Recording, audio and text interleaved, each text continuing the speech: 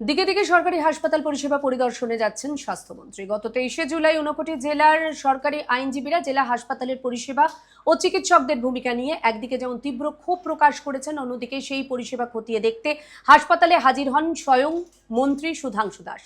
পরিষেবা নমুনা দেখে কার্যত ক্ষোভে ফেটে পড়েন মন্ত্রী এবং এই কথাও পরিষ্কার জানিয়ে দেন, চিকিৎসার বিষয়ে কোনো গাফিলতি বরদাস্ত করা হবে না।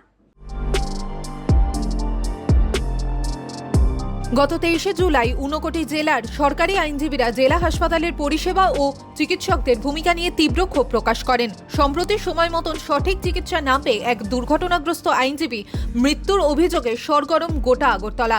ঘটনায় সুষ্ঠু তদন্ত ও প্রশাসনিক পদক্ষেপের জন্য আইনজীবীদের পক্ষ থেকে 45 দিনের সময়সীমা বেঁধে দেওয়া হয়। এই ঘটনার পরিপ্রেক্ষিতে 59 জেলা হাসপাতাল পরিদর্শন করতে আসেন রাজ্যের মন্ত্রী সুধাংশু দাস। তার সঙ্গে উপস্থিত ছিলেন 59 জেলার জেলাশাসক মেঘা জৈন, ভারপ্রাপ্ত মন্ত্রী স্বাস্থ্য আধিকারিক ডক্টর অয়ন রায় এবং medical superintendent doctor Rohan Pal. টানা প্রায় 2 ঘন্টা ধরে তারা হাসপাতালের pathology, blood bank, CT scan unit, dialysis, X-ray এবং সোনোগ্রাফি সহ প্রতিটি বিভাগ সরজমিনে পরিদর্শন করেন।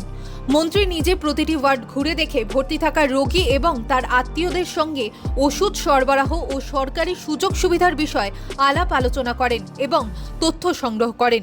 এই দিন মন্ত্রী সুধাংশু দাস বলেন, এই ভিজিটের মূল উদ্দেশ্য হচ্ছে হাসপাতালে যারা রোগী যারা আসছেন, চিকিৎসা পরিষেবা ঠিক আছে কিনা না, কোথাও কোনো অসুবিধা হচ্ছে কিনা না, ডক্টর যারা এখানে দায়িত্বে আছেন তারা কতজন ডিউটিতে রয়েছেন, কোথাও কোনো অসুবিধা হচ্ছে কিনা না, এই সমস্ত বিষয়গুলিকে খতিয়ে দেখার জন্য আমরা এসেছি।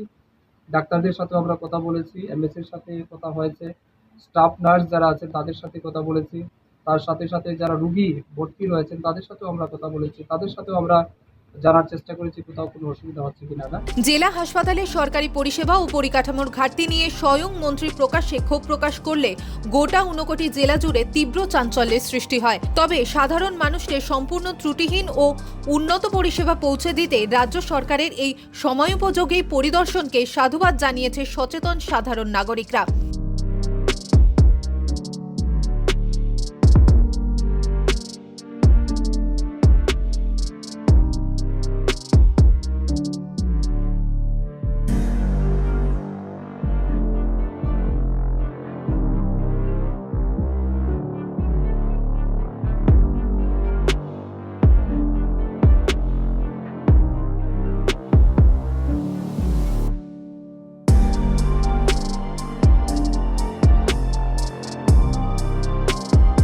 গত কয়েকদিন ধরে টানা অভিযোগের পর খোদ মন্ত্রী দীর্ঘ পরিদর্শন ও কড়া বার্তা প্রমাণ করে দেয় যে স্বাস্থ্য পরিষেবায় গাফিলতি কোনোভাবেই সহ্য করা হবে না। এখন দেখার মেডিকেল সুপারের রিপোর্টের পর স্বাস্থ্য দফতর ও রাজ্য সরকার দ্রুত কি পদক্ষেপ গ্রহণ করে।